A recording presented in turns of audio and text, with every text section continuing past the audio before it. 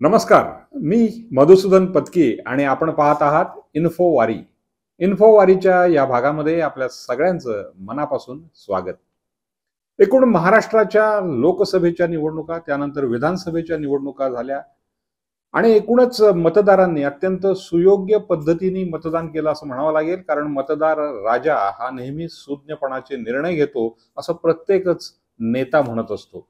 लोकसभेला याच सर्व मतदारांनी सुज्ञपणे निर्णय घेतला असं म्हणूया आणि त्यांनी महाराष्ट्रामध्ये महाविकास आघाडीच्या एकूण उमेदवारांना झुकतं माप दिलं. तर विधानसभेच्या निवडणुकीमध्ये महायुतीच्या सर्व उमेदवारांना भरभरून मतदान केलं. एकूण विचार केला तर बॅलन्स साधला असं म्हणावं लागेल. अर्थात यानंतर आता पुन्हा एकदा सर्व पक्षांचा कसोटीचा कालखंड आहे. याचं कारण असं आहे की 22 जानेवारी 2025 मध्ये म्हणजेच 22 जानेवारीला जो स्थानिक स्वराज्य संस्थांच्या संदर्भात सर्वोच्च न्यायालयामध्ये निकाल लागणार आहे, या निकालानंतर स्थानिक स्वराज्य संस्थांच्या निवडणुका अवघ्या 3 महिन्यांपर्यंत होऊ घातलेल्या असणार. साहजिकच या 3 महिन्यांमध्ये सर्वच राजकीय पक्षांच्या एकूण चलन वलनाला प्रचंड गती येण्याची शक्यता किंबहुना गती आलेली असेल असं आपण म्हटलं तर वावगं होणार नाहीये. साहजिकच आपल्याला एकूण या सगळ्या राजकीय, सामाजिक, एकूण आर्थिक या सगळ्याच परिप्रेक्षकाकडे लक्ष ठेवणं अत्यंत गरजेचं राहणार आहे.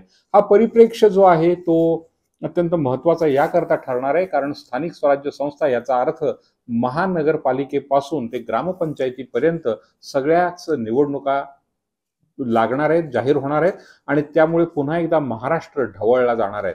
आपण जर काही विचार केला तर महापालिका ज्या आहेत त्या सर्वसाधारणपणे 29 महापालिकांच्या निवडणुका प्रलंबित आहेत केवळ कोर्टाच्या निर्णयामुळे.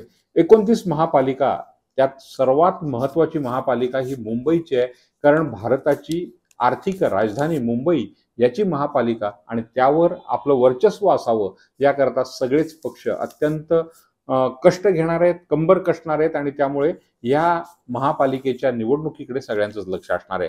त्यानंतर जवळजवळ 272 च्या आसपास नगरपालिका या ज्या आहेत त्यांची निवडणूक लगेचच लागेल आणि त्यामुळे पुन्हा एकदा महाराष्ट्र ढवळला जाणार आहे.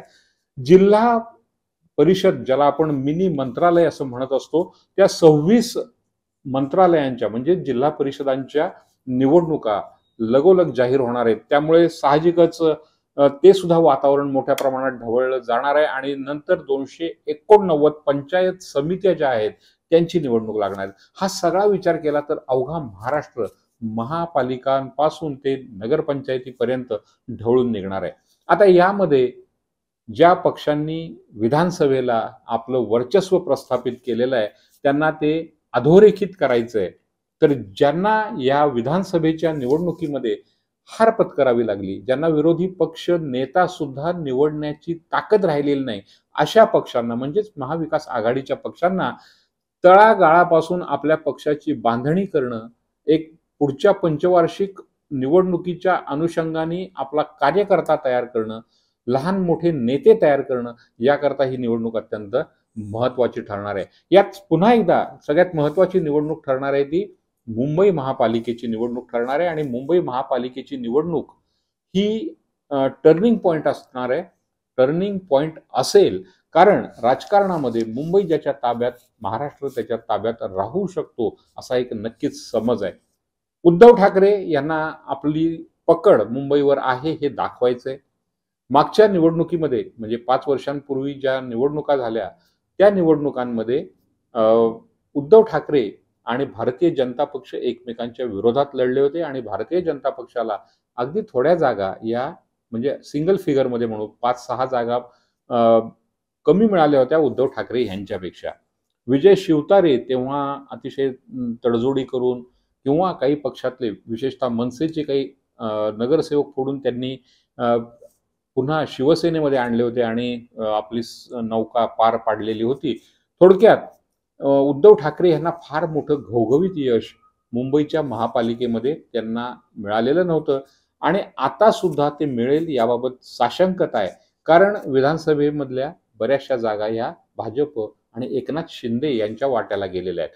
साहजिकच आहे, मुंबईचा जर काही आपण विचार केला तर मुंबईची एकूण जी जागा आहेत सगळ्या मिळून आपण प्रभाग बघितले तर हे सर्व मिळून 227 प्रभाग होते.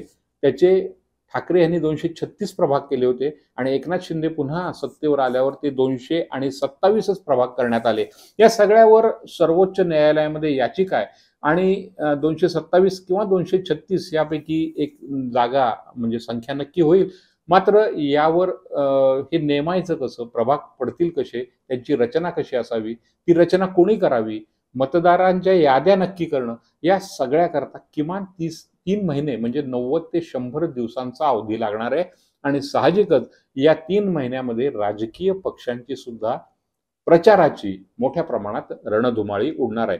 आता आपण पाहतोय काँग्रेस स्वतःच्या ताकदीवर लढण्याचा विचार करत आहे. भाई जगताप यांनी 2-2.5 वर्षापूर्वीच हे सांगितलेलं आहे. एकनाथ शिंदे म्हणतात की आम्ही युतीमधनं लढू. अर्थात प्रत्येकाला आपला महापौर असावा अशी अपेक्षा असणार आहे. त्यामुळे एकनाथ शिंदे त्याचबरोबर अजित पवार आणि देवेंद्र फडणवीस हे जरी म्हणत असले आम्ही युतीमधनं लढू, तरी भारतीय जनता पक्षाला या महापालिकेवर आपला झेंडा फडकवायचा आहे. आणि साहजिकच उद्धव ठाकरे यांच्या अस्तित्वाचा प्रश्न आहे. राष्ट्रवादी काँग्रेस म्हणजे शरद पवार असतील किंवा अजित पवार यांची फार मोठी ताकद तिथे नाही. मात्र काँग्रेसची फार मोठी ताकद असताना म्हणजे दुसरा पक्ष हा पहिला शिवसेना तर दुसरा काँग्रेसचा असताना आज काँग्रेसने तिथे आपली ताकद गमावलेली आहे सर्वार्थाने. त्यामुळे काँग्रेसलाही आपली ताकद इथे पुन्हा ताकदीने उभी करायची आहे. तेव्हा या सगळ्याचा विचार करता महापालिकेची, मुंबईची महापालिका ही अत्यंत महत्वाची आहे. देशाची आर्थिक राजधानी आहे, सत्ता केंद्र आहे आणि सगळ्यांचंच म्हणजे पंतप्रधान नरेंद्र मोदी यांच्यापासून सगळ्यांचं लक्ष मुंबईवर आहे. साहजिकच मुंबई कोणाची, मुंबई का भाई कौन, हे जे अनेक चित्रपटांमध्ये पण वाक्य असतं तेच वाक्य राजकारणामध्ये सुद्धा आपल्याला प्रस्थापित झालेलं पाहायला मिळतं की मुंबई का भाई कौन. तेव्हा भाई कौन हे लवकर कळेल. 3 महिन्याचा अवधी सर्वसाधारणपणे आपल्याला पाहायला मिळेल. कारण प्रलंबित असलेल्या सर्वसाधारण 3.5 वर्षांपासून ते काही महिन्यांपर्यंतच्या अनेक निवडणुका प्रलंबित आहेत स्थानिक स्वराज्य संस्थांच्या. त्याचा मार्ग मोकळा होतोय आणि त्यानंतर 90 दिवसांमध्ये ते 120 दिवसांच्या आत निवडणुका होत आहेत. तेव्हा मुंबई का भाई कौन आणि महाराष्ट्रात सत्ता कोणाची अधोरेखित होते याचा निर्णय लवकरच लागेल. पाहूया अशाच याच्या पुढच्या काही घटना. इथे मी रजा घेतोय. हा व्हिडिओ कसा वाटला नक्की आम्हाला कळवा. लाईक करा, शेअर करा, सबस्क्राईब करा. भेटूया पुढच्या भागात. नमस्कार.